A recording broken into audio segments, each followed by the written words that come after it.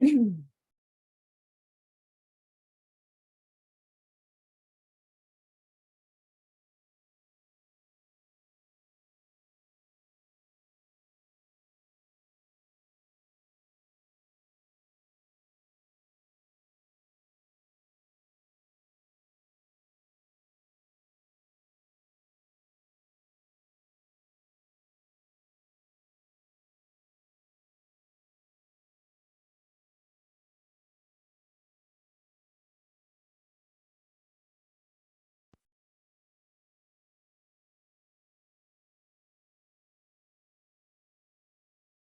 think we may wait about 2 more minutes so people can join us.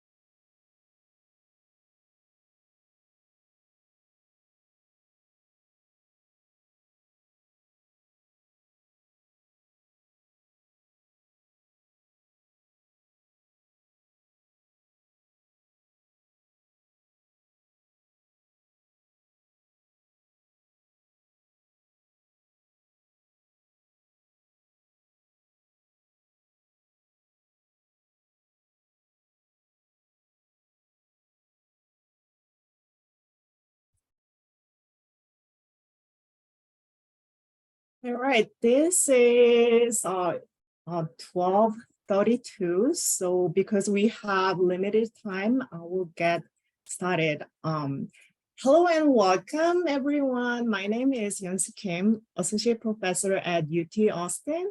And on behalf of the PRD Membership Committee, I'm very happy to welcome all of you to the third annual Culture Mentorship panel hosted by the AJMC PR Division and the Planck Center for Leadership in Public Relations. Before we get started, just one quick friendly reminder, please keep yourself on mute.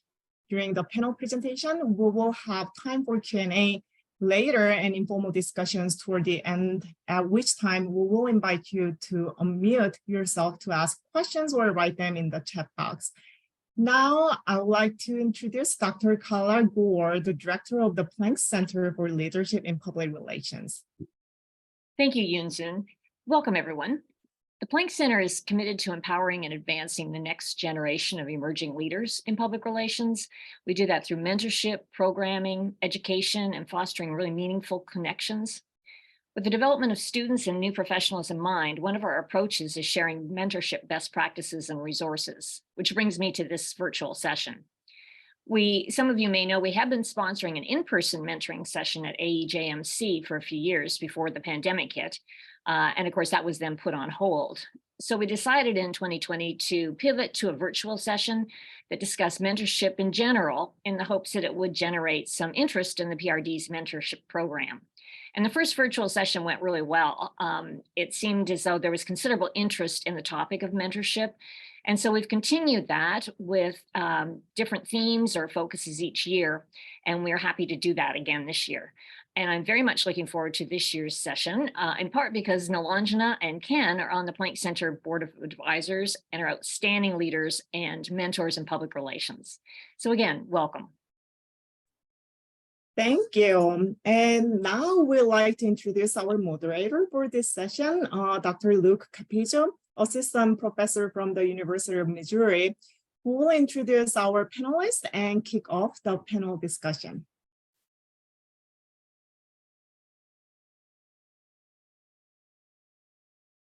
It's all yours, Luke. Thank you so much, Yinsu. Thrilled to be moderating today.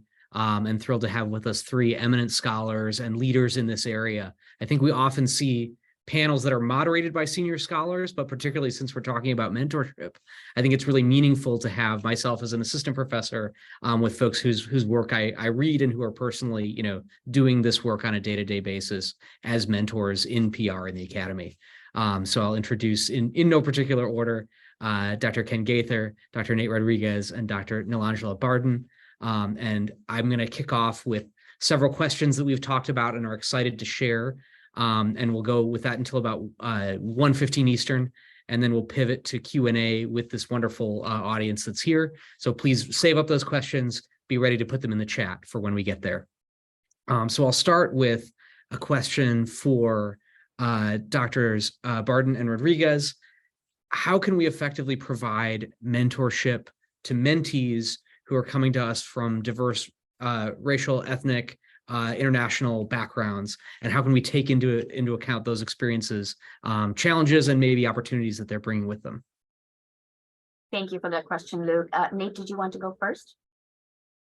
You can go ahead and go first. Okay, happy to do that. And I'll some things that I'm myself, came to this country about 30 years ago. So I guess I had the label of international student myself when I was a student, and I was mentored by someone who was not an international student or didn't carry that identity label. So I've had a lot of lived experience being mentored, as well as then having the good fortune to do that work for others, other students. And I think what's really important here is getting to know our students, not just in the classroom, but outside of the classroom as well. That's who they are as people.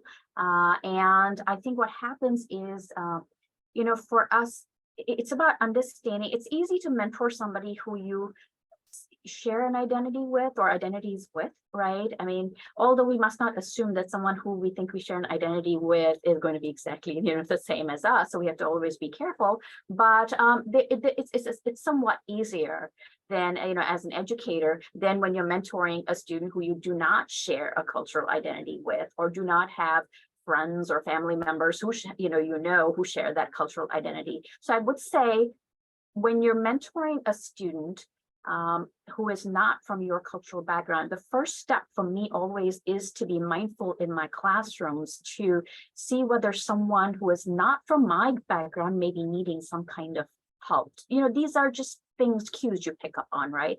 And once I pick up on that, it's about reaching out to that student in an invitational way, trying to understand what they may be needing, and not pushing them, but just sort of inviting them, knowing I'm there for them as a teacher. I'm there to understand who they are and not assume too much about them, but really try to understand what their needs may be. And this would be the sort of the approach that I take for students who do not share my cultural background. If they do share my cultural background, say if they're an international student or are South Asian, but are, second-gen immigrants, or, I sort of have to sort of do we share something, but let me understand a little bit more about you so I can help you, with what your needs are. And it's about building that relationship gradually and incrementally. Nate? Yes, I agree with everything that you just said. And as I thought about this question, I broke it down into 6 C's. I tend to, my qualitative brain thinks about thematic ways to kind of organize things. And the first is commitment. And I think if you are going to be a mentor, whether it is to a untenured faculty member or a faculty member who's just getting into academia, or to a student, right? I think commitment is key. One of the worst things I think that can happen to a mentee is that someone comes on to be your mentor and then they just kind of abandon you. And that could be for many reasons, right? It could be because our service load is so great, it becomes research gets in the way, right? The different things happen, COVID, right? Sickness, family issues. But right, if you're going to be able to make a commitment, then make that commitment. If you can't, then you probably shouldn't take on that mentorship in the first place, regardless of it being any type of issues with identity or anything of that nature. The second one is, I would say, in alignment with what my colleague said, is, learn, be mindful, crack the books, learn about any type of cultural relevancy that particular person has in their intersectional identities. You can be a mentor regardless of your identity and the identity of your mentee, but you do need to be culturally mindful of what those intersectional identities are and what is happening in the current socio-political atmosphere, right? Because that mentorship does not happen in a vacuum. It happens in a specific geographic space, and it happens in a specific time. And right now it's very tumultuous, right? With specific intersectional identities. The other, I think, to be mindful of is cultural context. And that's not just in regard to a monolithic racial or ethnic or international identity, because each person brings with them all these different intersectional identities. And so you also need to be mindful, right, that that person brings with them all these other different types of identities as well, too, that might cause different hurdles that come along with it. The first identity that I always think about for me as, navigating my academic journey, even now as an associate professor, is a first generation student and not really knowing how to navigate that academic terrain.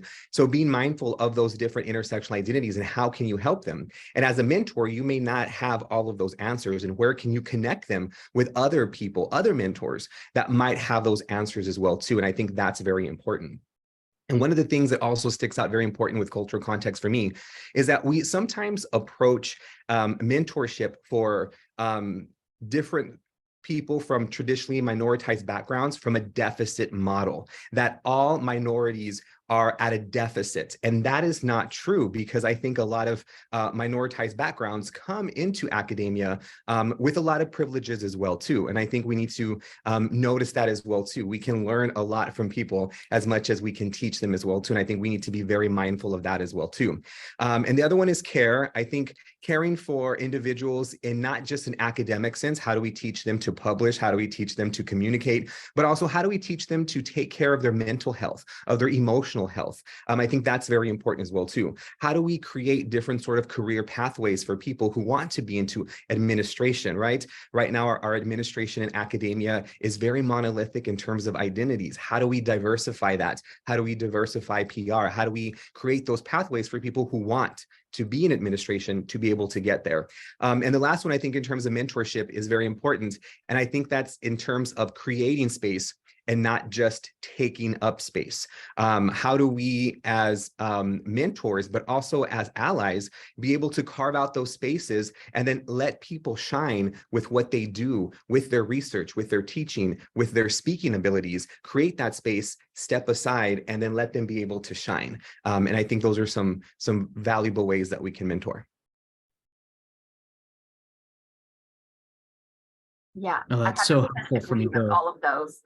And I think that a really important point that you made, Nate, is about the importance of, if you feel somebody else could be a better mentor for a student, to connect them with that person. That's really important. Well said. Let me turn things to Nilanjana. We wanted to talk a little bit, since she was the recent guest editor for a special issue of the Journal of Public Relations Education, talking about DE&I and PR. There's some incredible rich takeaways from that. So we wanted to make sure she had a couple minutes to talk about those directly. Thank you so much, Luke, and to the organizers of this panel for giving me this little bit of time, because I really do think, this could be very beneficial for the topic that we're, addressing today, to share this. And I'm along with my colleague, Professor Jun Meng at the University of Georgia. We recently guest co-edited a special issue of JPRE. It's the most recent one. It's volume 8, issue 4. It's currently available online. And it aligns really perfectly with what we're talking about today, especially in relation to PR teaching and pedagogy. The title of this special issue is Leadership, Mentorship, and DEI in the Post-Pandemic PR Classroom. And we ended up accepting 5 research and 2 teaching articles in this issue. And it's full of great advice and tips for PR educators regarding how to incorporate and enhance DEI in their pedagogy and across the curriculum. B, how to effectively mentor students from diverse backgrounds, just what we're talking about, and how to teach and guide students to lead and advocate when it comes to DEI matters. So what I'll do is I'll just briefly share some main key takeaways from each of these articles, and then happy to get into this in more detail in the Q&A part of it. So the first article is titled Enhancing Diversity and Inclusion in PR Classroom, Current Practices of Peer Educators by Professor Shana McGank and our very own Professor Yoon-Soo Kim, who's on the panel here, who's one of the organizers of this panel. They conducted an online survey of current educators and found that faculty are better at applying DEI pedagogical approaches compared to incorporating structural elements within the curriculum. And this ends up resulting in an inconsistent DEI pedagogy and curriculum. And the authors provide a very useful framework for conceptualizing PR and DEI pedagogy. And the pedagogical approaches that they're talking about include intrapersonal awareness, interpersonal awareness, inclusive pedagogy, inclusive learning environment, and curriculum transformation. And the structural elements that they talk about, and which is part of their framework, which we need to be, which needs more work, it seems like, from this study, include DEI-related course objectives, value statements and policies, textbook selection, assignments, learning outcomes, and course evaluation. So overall, the findings indicate that there is intention and effort to enhance DEI pedagogy in PR on the part of educators, but a lot of concrete, the structural elements, that needs more work, it seems like. The second article is titled Self-Reflection is the Engine That Drives Grows and Sustains DEI Among Leaders, Mentors, and PR Educators and Professionals. It's by Professors Bruce Berger and Elena Erzikova. And it focuses on the relationship between meaningful self-reflection and its function in navigating DEI challenges and unexpected situations. So the authors emphasize that self-reflection is the foundation for continuous improvement in PR leadership, mentorship, education, and practice through a DEI lens. And this article is based on the responses to 6 questions from educators and from students on the value and practice of self-reflection. And the qualitative findings show that while self-reflection is valued and practiced in our personal lives, it is not so applied so much in PR pedagogy. So the authors provide a really helpful and practical 6-step strategic self-reflection process that can be taught and practiced in the classroom.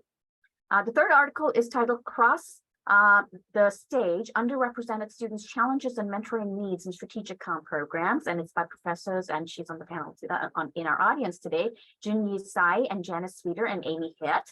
And it focuses on investigating the challenges encountered by underrepresented students in PR programs.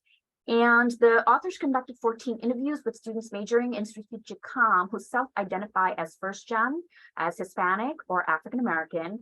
And their findings emphasize the importance of mentorship support from faculty to help underrepresented students build resilience, and the importance of identity-based clubs and classroom peer relationships and fostering relational connections that support underrepresented students. The fourth article by Professors Lee Bush and Vanessa Bravo, also in our audience today, thanks for being here, is titled Systematically Applying DEI Accreditation Standards to a Strategic Comm Curriculum. And this article shares the author's experience in leading a new initiative at Elon University to research, develop, and test modules to achieve DEI learning outcomes in their strategic comm courses as an effort to meet the new guidelines for DEI approved by ACE-JMC. And this initiative created shared language and norms for faculty teaching DEI across the curriculum, provided tested and scaffolded content that resonated with students, and supplied faculty with needed resources and applications that they could then customize to fit their own class projects and teaching styles. The next article, the fifth and the last research article, is titled Student-Led Diversity, Equity, and Inclusion Education in PR, PRSSA as a Space for Teaching and Learning. And here, Professors Arsha Anwar and Timmy Kwong describe how the student leadership of a PRSSA chapter at a private U.S. liberal arts college took the initiative to enhance DEI vision, action, and pedagogy during the watershed events of 2020. By inviting multiple DEI-focused guest speakers, conducting a survey that gauged chapter members' interest in DEI issues, recruiting diverse students to the chapter from across campus, and nominating its VP for DEI for a PR News Social Impact Award, this article explains how this chapter sets an example that other PRSSA chapters can emulate. And finally, the last 2 articles are teaching-focused articles. In the one titled Shaping Tomorrow's Industry Leaders by Incorporating Inclusivity into Campaign Planning Curriculum, Professor Richard Waters and Tricia Farwell present an innovating teaching activity that demonstrates how students can be pedagogically engaged to discuss the nuances of DEI campaign planning and strategic comm courses. And last but not least, and I think one of our authors is here, Professor Nandini Palla. This last article is titled Ecotourism Campaigns as a Framework for Global PR Courses, and it addresses how PR diversity education can be addressed at the international level. So those are all the articles. Great, rich takeaways for educators. So I would really recommend it's online, so you can access it. I would really recommend checking it out. Thank you for giving me the time to talk about this.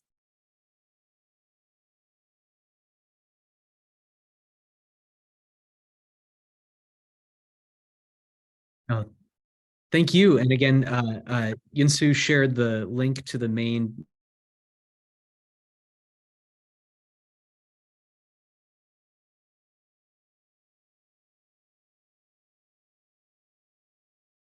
in the classroom, as well as drive future pedagogical research in DEI and PR, which is so important. Next, I want to make sure we turn to Ken and think about, as well as Nate, to think about how what recommendations they would have for particularly younger scholars, grad students, junior faculty to incorporate DEI into their scholarship, and what advice would you give to guide those efforts?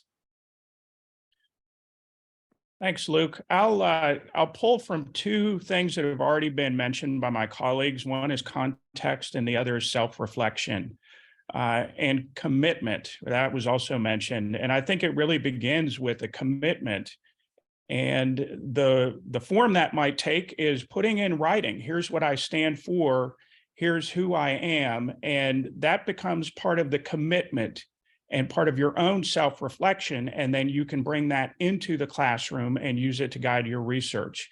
So it's I think part of that self-reflection is, how do I do this work and what am I committed to, and putting it in writing. And that can also be used if you're on the job market. I mean, employers want to see what your commitment is to DE&I, and putting it in writing. And I think making it a narrative is important as well. I think most of us, if we just talk about DE&I in a generic sense, we're all for it. We believe in it.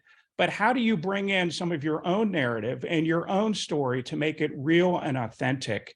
And I think what that does, it positions DE&I as a process and not a destination. We don't just arrive and have it figured out, right? It's ongoing. And I think it's okay to be vulnerable and to talk about hits and misses as part of that narrative and that self-reflection.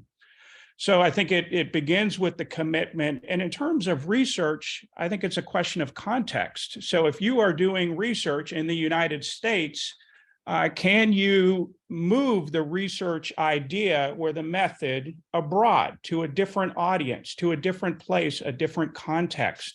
So if you're looking at CSR, for example, what does CSR look like in some other place, some other region? So it's thinking outside of the kind of dominant paradigm that guides so much of our research that tends to be US centric.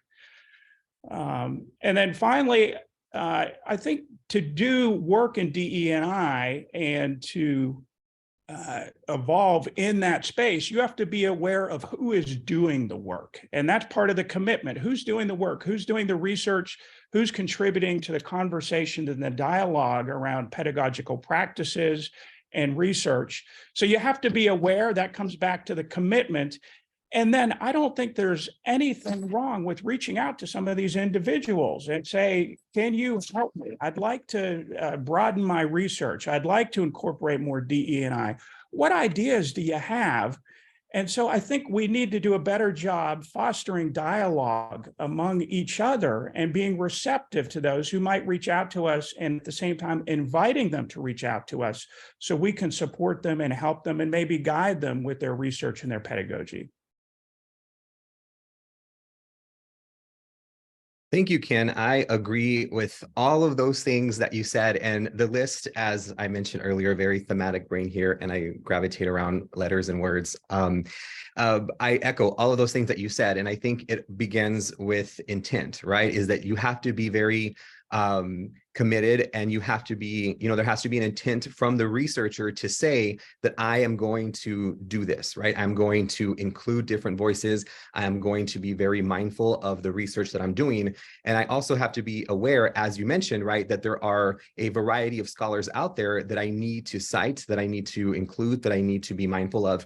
And I think when research is being taught at a, undergraduate level, as well as the introductory level in grad school, is that we need, as educators, right, to remind students that there is a whole, right, different area of research that is sometimes neglected in the books that we include in our methodology classes, in our theory classes, and that we need to encourage them to start looking beyond just the academic textbooks, to start looking beyond just, right, the most cited in Google Scholar. And I think being very intentful in how we perform these different types of research is going to help students, right, look beyond just those canons that we often gravitate to, because that is what is traditionally taught to us when we go to our graduate programs, right? And these canons are often very white, right, very male, very Western, and very redundant. Also introspection, right, as Ken said, right, this self-reflection of who am I? What are my identities? Am I able to speak from this perspective? How can I include my own experiences? But if I cannot, right, then what can I say in this positionality statement if I'm doing qualitative work? And even if I'm not, how can I be mindful and say, this is where I'm coming from in my perspective? How can I include other voices in here that's going to make this research more nuanced? And if I'm focusing on a very specific population, if I'm doing a PR campaign, or if I'm doing a case study on a very specific population, then what can I include in my limitations that's saying this is not included, right? And future research should look at, right, this more nuanced type of perspective here. I think also intersectionality, right? Looking at groups of individuals as not being monolithic, right? If I'm looking at a Latinx, Latina population, knowing that that group, right, has also different voices and different subcultures that are embedded within it. How do I also address that in the research that I'm doing as well too, teaching students to look at that and not taking, right, just one identity group at face value as just one monolithic type of group there. And I think the last thing too is just being very inclusive, right? If I am not leading with my own identity as being part of this particular identity that I'm researching, then how can I include those voices in my citations, right? There are many researchers that are non-Western, that are not English speaking, that are doing great research in the same, right, public relations research that we're doing in any topic that we're doing. How can we bring them into the conversation? How can we cite them? How can we use them, right, in the research that we're doing? So include them in the research itself. And then also in terms of inclusivity, right, just because we ourselves as researchers may not feel that we belong to those identity groups, or we may feel that we should not be speaking for this, we can still include, right, these other voices and give them space, give them a platform as well too. I think one of the misconceptions that I hear a lot from my colleagues is that, well, I'm not Latinx or Latina, I'm not gay, I'm not all these different identities, I feel like I shouldn't be doing this or leading the conversations. And I'm like, well, you can still be an ally, and you can still provide space, and you can still be inclusive, and you can still help in all these other different capacities. So even if you feel that you do not have that particular identity or capacity to do these things, right, you can still help in all these different ways by being inclusive, by using your research as a platform to lift the voices of so many other researchers that are doing this work. And I think if we start imparting this in our students at a much earlier phase, when we're teaching them how to do research, then I think it becomes just practice, right? It becomes part of the process, as Ken said, right? That this DEI then doesn't become this ultimate outcome. It just becomes part of this natural process that we're doing, right? Over and over again. It becomes naturalized in academia, that it just becomes second nature to all of us. And I think that's kind of what ultimately we want to accomplish.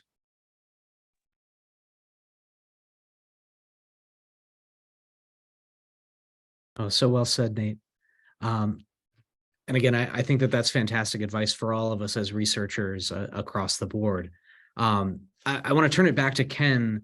You alluded in the prior answer to the work that we need to do as scholars to bring DE&I efforts into sort of our professional development, things that go in our cover letters. How does that play into the work we do in terms of annual evaluations, tenure and promotion, and how can we make our inclusion of those efforts more deliberate and I should say more effective to represent the work we're doing?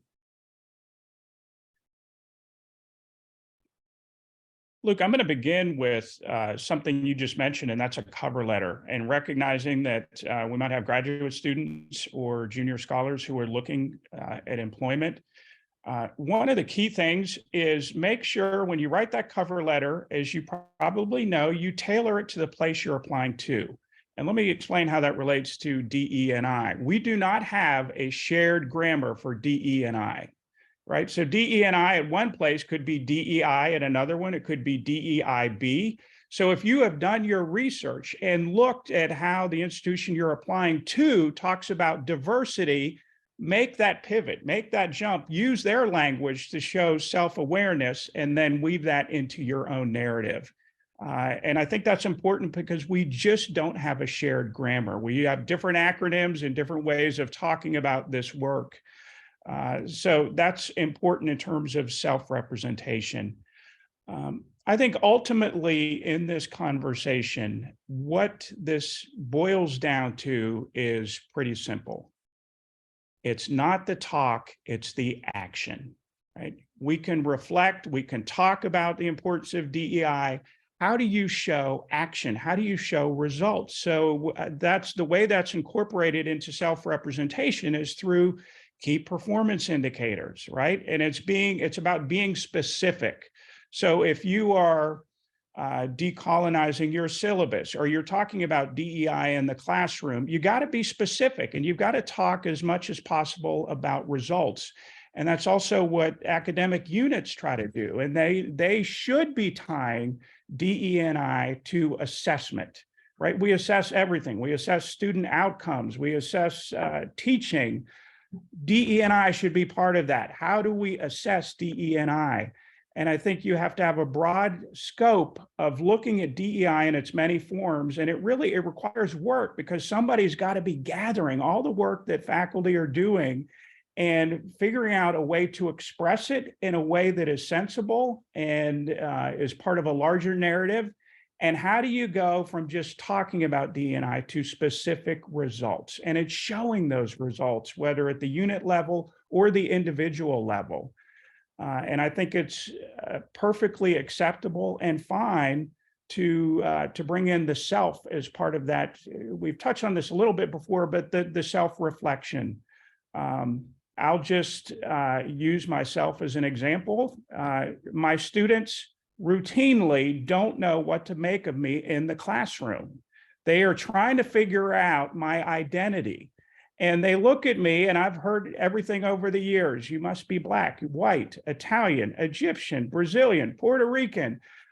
So they're wondering, right? And one of the choices we can make as teachers is how far do we want to go to exposing ourselves as part of that conversation?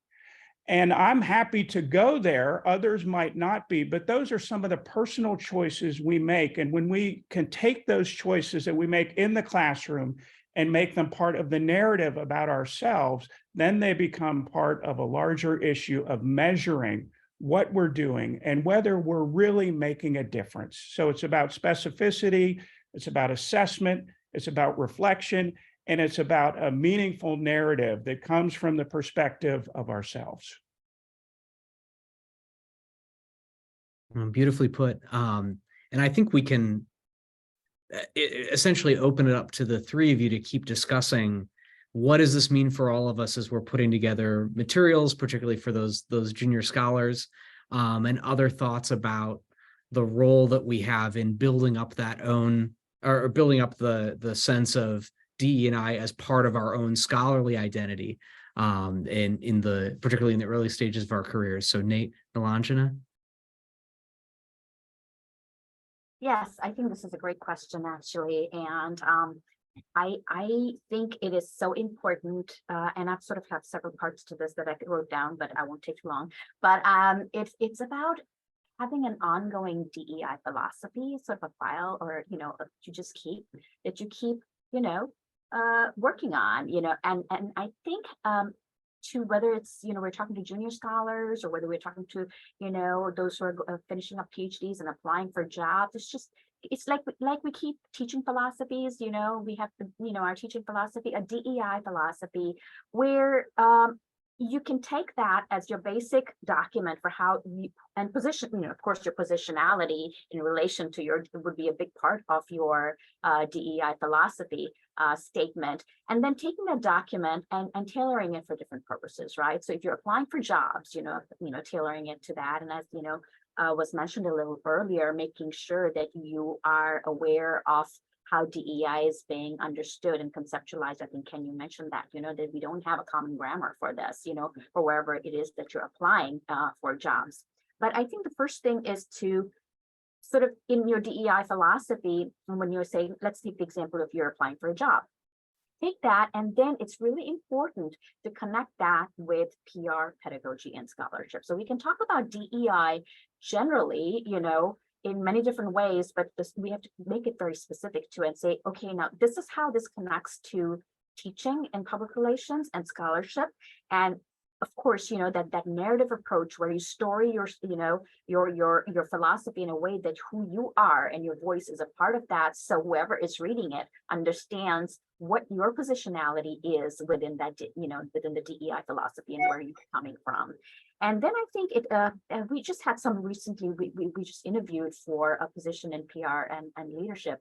And I was just blown away by some of the DEI statements that I saw from some of the applicants. And I think what some folks did very well was they divided their DEI statement into 3 sections, which is what we evaluate people on when it comes to tenure and promotion, is research, teaching, and service. And so they connect their philosophy to, this is how it plays out in my research. This is how it plays out. This is what I do when it comes to pedagogy and teaching. And this is how it plays out when it comes to service and DEI. Are you a member of professional organizations where you're doing DEI work or advancing, curriculum? And I guess that would cross over with teaching. And then also to have your future DEI goals, and saying, this is where I'm heading towards. This is what I would like to accomplish in the future from where I stand today in terms of PR, DEI, pedagogy, and scholarship. And I think it's really important to kind of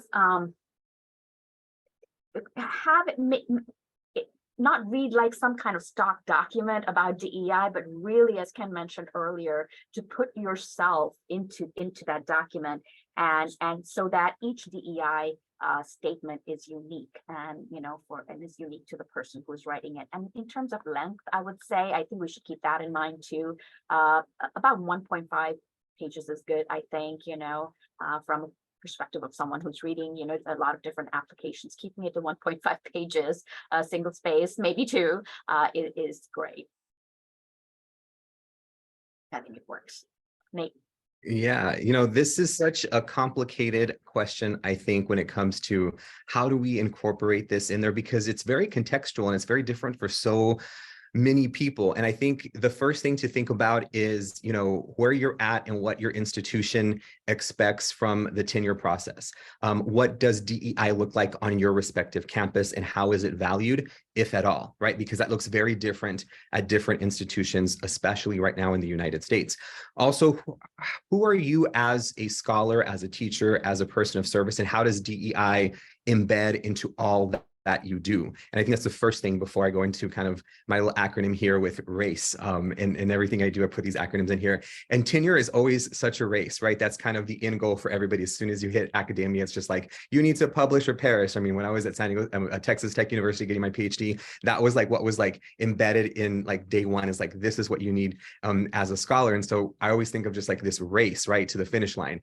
And so for me, I think the first thing is reflecting. And this is whether you are a DEI scholar or not. And I say that because a lot of us, such as myself, is DEI is embedded in everything that I do. I cannot compartmentalize teaching, service, and research. They are all one and the same, and they influence everything that I do. I cannot compartmentalize it. So when I'm writing my different statements, when I went up for tenure, it's hard for me not to mention one and the other because they all influence what I do. And it's all the same thing for me. So that's the first thing for me. I think as I mentor different professors who are assistant professors going out for tenure, a lot of times they will tell me, well, the kind of research I do isn't DEI, or a lot of the teaching I do isn't DEI. I do DEI stuff in those things, but I don't lead with it. And so I ask them to reflect, and I say, well, what are the things that you're already doing? And so as we start talking through the things and they start writing down their assignments, they start writing down how they built their syllabi, how they built their classes, how they conduct their research, I tell them, well, look at the first things that you're doing when you think about the syllabi, when you think about the classes, when you think about these things, you are leading with DEI. You're being very strategic, and you're being very conscious about your students, about the makeup of your classroom, what you're doing. So you are. So I would say the first thing is to reflect and think about what are you already doing and the intentionality behind it and how you're incorporating these things, because DEI doesn't need to be this in your face kind of like, this is what we're doing. It's diversity, equity, inclusion. It's sometimes the little things that are very specific and strategic, right, and intentful that you're doing to be able to help and make inclusive spaces, brave spaces for your students, right? And for your colleagues, and sometimes for yourself, because I think a lot of times we also, as professors, don't give ourselves enough grace for the things that we do. And it's been a couple of years for all of us. And I think we need to provide a little bit more grace for ourselves in that capacity as well. So I think reflect. The next thing I think is action. And I think my colleagues mentioned this too, is that, academia is very rife right now with statements, right? We support this, we support that, we acknowledge the land that we're on, right? But we don't cede it back. There is a lot of statements with not enough action. So what are you doing? What specifically are you doing in your classroom, in your research, in the service that you're doing that's actually helping, right, to diversify, to make more equitable, to be more inclusive in these spaces that you're doing, right? So the statements that you're writing, be sure that there are action items in there. I am doing this, right? I'm actually being impactful in these specific ways. And then this statement, right, that my colleague just mentioned here was connecting it back to your teaching, to your research. Another thing too that's very strategic is to connect it back to the mission statement, to the value statement, and to the strategic plan of your respective school, department, college, university, right? Because the provost, when they read that, the deans, when they read that, they're like, oh, they're making an impact, right? You're mentioning your identities, you're mentioning your actions, you're mentioning all these things, right? Not because you want them to see that you're diverse, but because you are a powerful scholar, you're a powerful teacher, you're a powerful researcher because of these intersectional identities, because of the actions that you're doing, right? You are helping to make that a better institution, right? That school is better because you're there, right? You're not better because of them. They're better because of you. That's what you need to bring out in that statement, right? In that 1 page to 1.5. I know it's a lot. It's an exercise in creative writing. It's an exercise in succinct writing. But that's kind of what we've been trained to do, right? Especially as PR practitioners, is right, get that message across. And sometimes it's difficult, right? So don't wait till the last minute to write your tenure documents or to write these statements. Start working on this, as you're building this, but make sure those connections are very apparent to what you do, to those action items, to your research, and to your institution's mission, values, and strategic plans. And the last thing I would say is just that you are there to empower, right? You're there to empower your students. You're in there to empower the institution in what it wants to do in its mission and values and goals. And you're there also to empower yourself, right? What are your next goals? What are you wanting to do? What is it that you are trying to accomplish in your, yes, teaching, service, and research, but also as a human being, right? Because you are a human being, a nuanced, contextual, well-rounded, right, human being. You're not this kind of, chat GPT bot that just sits there and just regurgitates and spits out all this information. This is what makes you you, right? This is where you're able to kind of shine and show, right, that this is what makes you human. This is what makes you so special. This is the space that you're able to do that. Beautifully said, Nate. Thank you. And again, fantastic comments from all of our panelists. This is the moment, and we are impeccably on time. Thank you for being so conscientious, everybody. This is the time when we turn it over to this wonderful assembled audience to ask probably even more insightful questions of our panelists in these final 15 minutes. So I will watch the chat. Please go ahead and start dropping your questions in.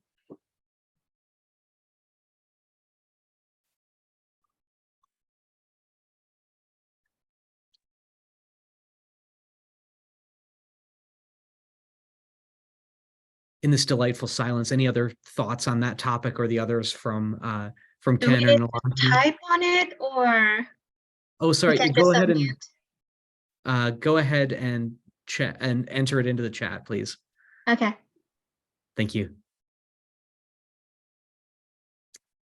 All right. So first question from Maria De Moya, I think a really important one, building on Ken's note about the lack of a shared vocabulary. So to our panelists, should we do some work to try to develop a more clearly shared vocabulary for DEI work?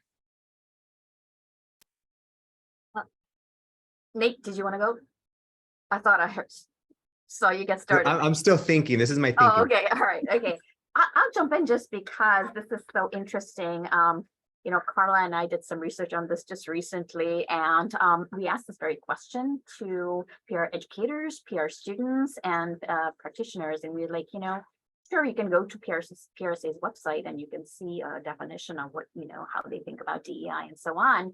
But what do you think about this? I mean, should this be something that we don't, you know, sort of fix, or is this something that should be open? And I think most people had a sort of a middle ground answer for it. And they said that, you know, as a, you know, whether as a profession or educators who are teaching in this area, we need to have some sense of where we're headed with this, because as one of our interviewees said, you can't move what you can't measure, right? So we have a sense of where we're going, what we need to measure and all of that. But at the same time, DEI is an ongoing journey. You know, voices that are invisible or unempowered today may become visible and empowered tomorrow. Things that there may be things or people or identities we will be missing today that we might be seeing more clearly tomorrow. So we need to keep it open as well. So you know, our thinking on DEI. So it's an ongoing journey. And I think it helps us to think of it as a sort of we need to have some sort of vision as to where we're headed with this, but we also need to leave the doors open for newness to enter. I would just add on, unfortunately, I think the idea of a universal definition or a universal grammar of DE&I is as illusory as an overarching universal definition of public relations. So it's nice in a normative sense, but I think what's important is that we're not afraid to have the conversations we need to be having because we're afraid of terminology. Right. I sometimes hear colleagues say, I'm afraid to talk about this because I'm afraid I'll use the wrong language. And I would just suggest maybe that's part of the journey. And it's better to be courageous and bold and have those conversations.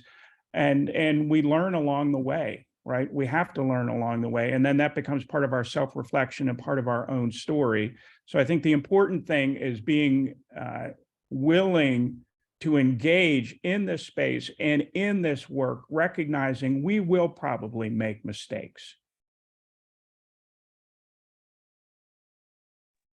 Agreed. And I think, you know, it's, as we mentioned before, more of a process than a destination. And I think it looks very different for various groups of people, various institutions, and being able to come together, have those conversations and see what it looks like for y'all at your own various institutions. And how do we reach those goals, right? How do we diversify? How do we make more equitable? How do we become more inclusive? I think are the important conversations to have. All right, and now we have many questions popping in. So I'm going to ask for sort of quick hit responses on a few of these very important and complicated questions.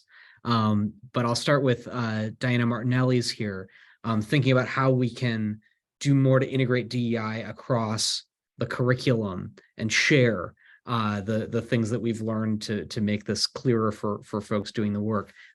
Initial thoughts from those who've done more in terms of program development and curriculum.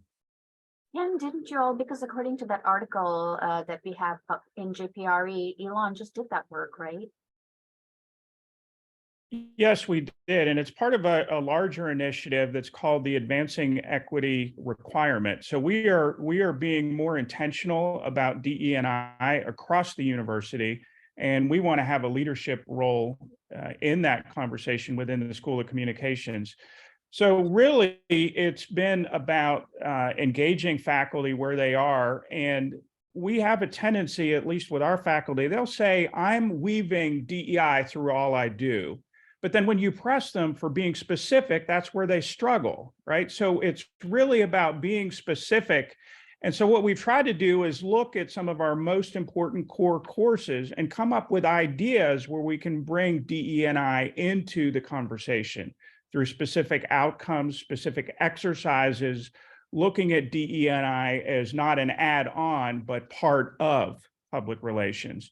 So it's that intentionality. And I would just say part of what I think has made it successful is that the faculty have participated in this, and they've said, I really realize I'm not talking enough about it as it relates to history or as it relates to the publics we're trying to reach. And so then we can be really meaningful and say, okay, let's think about campaigns. Let's think about these different contexts, these different ideas that make DEI come to life in a very clear and real sense rather than an abstract, generic sense. And I just gave a presentation with another PR panel on doing pop culture pedagogy and including pop culture and real world examples into everything that you do. I will drop the link to that webpage in here so that people can go through it and look at it at their own leisure. Yeah, and I would go ahead and say that, our situation is a little different, but there are some PR programs that are more in comm studies in programs. And I think we have a bit of an advantage here just because we get this, our students get this larger liberal arts kind of a, core, then they come into a comm studies department, and we've worked with colleagues over the years to make sure courses such as intercultural communication and so on, which are not directly addressing PR, but are shaping their worldviews or, impacting their worldviews are part of their required courses. And then they take the regular PR courses, and then we talk about developing DEI as a lens, like you said, Ken, not as an add-on, but as a lens through which you just do your pedagogy. Oh, beautifully said. Let's shift a little bit to Janae Kang's excellent question. How do we build allies for DEI advocacy? More broadly. I think I'll leave it there. We all know the challenge that we face. Go ahead and say is I think DEI is everybody's work. It's not just the work of those of us who identify as being from underrepresented or marginalized groups. And I think this is really important because in order to make real change or concrete change happen, to move the needle, however you want to put that, everybody has to be on board, and we cannot leave out, I think the question here says advocacy from the majority, right? And I think one way of doing this is helping our colleagues see, and some colleagues already see it, but building a culture in our PR programs where everybody can realize that if we're going to take it, especially an intersectional lens to identity, right? Everybody has some sort of a DEI story. Jennifer Brown, she's a DEI consultant. I really love the way she approaches. She has 2 books on inclusion too, which I actually use in my classes. But she does this great work on talking about, she says, people see me and they see me as, read me probably as a straight white female, and they're like, what is she doing, doing DEI consulting? Then she talks about how her story and how she lost her voice. She wanted to go into opera. So she has a disability and her voice, she had a surgery and she could not, become an opera singer. And then later it comes out, she identifies as a lesbian, and, how she has been part of the LGBTQ community. And she slowly unfolds her story, and it's really instructive. So I think it's really important for everybody to do the self-reflection. I think this theme has been key throughout our panel today. Self-reflection. Please read that second article in JPRE issue 8.4. But everybody, if we can self-reflect, I think we'll realize we all can approach DEI and enter the conversation from somewhere.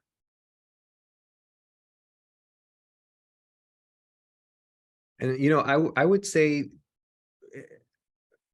relying a lot on our allies to also help other allies.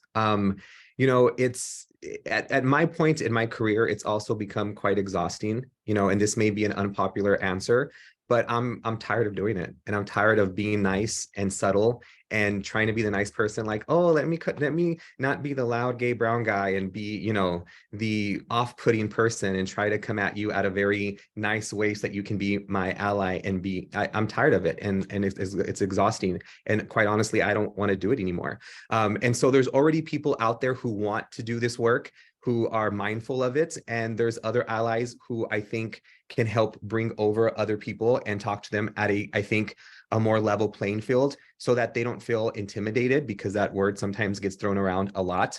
And for me, I will be very much informative, very much nice, and help you see the issues at hand and help explain from my perspective why it's important and how it has impacted me in my career, and some students who identify with some of the intersectional identities that I identify with too, and continue to still do the work that I have, create the like the website that I shared with you, talk on panels like this, and still provide information in the capacity that I can. But I do feel, right, that it is not solely the responsibility of people from intersectionally marginalized or traditionally marginalized identities. I feel it's everyone's job, as people have said on this panel here today. But I feel those who want to will, and those who don't won't. And so it's very difficult sometimes to divide your capacity to continue doing the work and then help advocate for more people with lower levels of pay and other obligations you have to do. And so it's kind of like this torn back and forth. I don't know if that answer made sense, but how I feel. If I can, yeah, if I can extend that, I think what I hear Nate saying is really a function of leadership, right? Being in that space and being the leader. And you're right, in many cases, we are an N of one in our departments, right? So there might not be anybody else who looks like us or has our same background. And so I think it is important to look at the climate of where you're working or where you hope to work. And if there is resistance or there are issues, I think it's the dialogue with the senior leadership, right? And saying, look, I can't do this all on my own. There is some resistance here, or there's some unwillingness to go in these spaces. So I think it's enlisting senior leadership, and maybe it's not having public conversations, but private conversations to underscore the importance of DE&I and let them know that you are feeling a disproportionate burden, perhaps, of having to be that one squeaky spoke. And so it really does require that level of transparency and conversation to ensure that senior leadership is helping, to the extent they can, setting a climate in which DE&I is valued and recognized as important to the mission.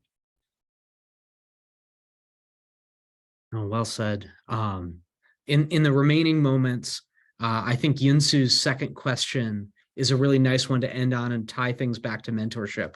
So she says in the chat, for those struggling to find a mentor, where can we seek DE&I related advice, guidance, or inspiration on becoming a better mentor ourselves in the future? And these can sort of serve as our closing thoughts for the panelists.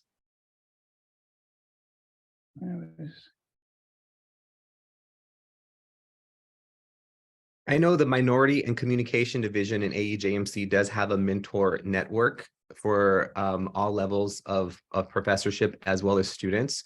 And I would say also on campus, I had to go outside of my department, outside of my college also, attend different events that were not just based around race and identity, but also around the type of work that I did, and just connecting with people and seeing what I could do collaboratively with research, but also just have coffee with someone, have a drink with someone, have dinner with somebody, and make those networking opportunities in social spaces as well.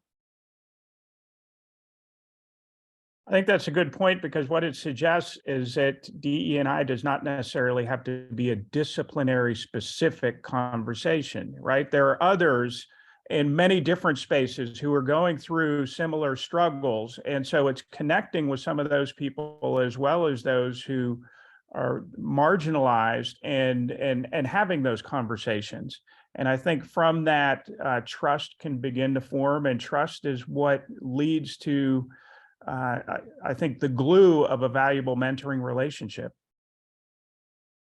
Yeah, I absolutely second all of that. And I think, looking around, on your campus, to see what opportunities are present to, mentorship is, maybe I'm old fashioned on this, but those face-to-face interactions, like you mentioned, the coffee, the meeting at a campus event. I mean, those are the kind of the moments when you really start developing relationships with different colleagues across campus. And I think the other thing is to think of, you don't have to have just one mentor. You can have a collection of people, a group of people who are from diverse, backgrounds who can, add to your mentorship, growth and learning and empowerment.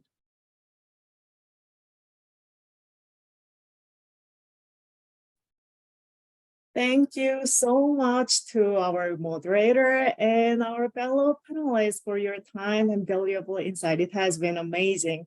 We are at about the hour, and we want to be respectful of everyone's time here today, but please allow me with just one more minute because I have one quick announcement to make, and we actually would like to take a picture with everyone who joined us today. So why don't we take a quick picture first, and then I will talk about AGMC PRD's mentorship program. Chris, can you take a picture of us? You're on mute.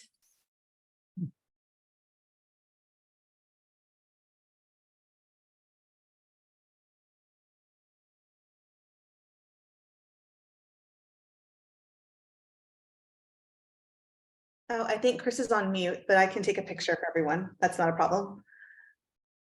Oh, you got it, Chris? Yeah, Okay. I did. Okay. Okay. Thank you. So I just share a quick announcement in the chat box. So to follow up on our session today, we would like to share that the we'd like to share that the 2023 PRD mentorship program is open for application, whether you are a mentor or mentee. And the deadline is May 19, and the sign-up URL, I just shared it on our chat box, and also you can see the QR code in the shared screen. And we really hope this session encourages you to apply, and we look forward to hearing from you. And we're going to send out a follow-up email for everyone who joined us today so we can improve our virtual panel sessions for next year. But thank you so much for everyone joining us today. And thank you again for our great panelists and moderator. Thank you for having us. It's been a pleasure. Thank you. Thank you. Thank you. Thank you.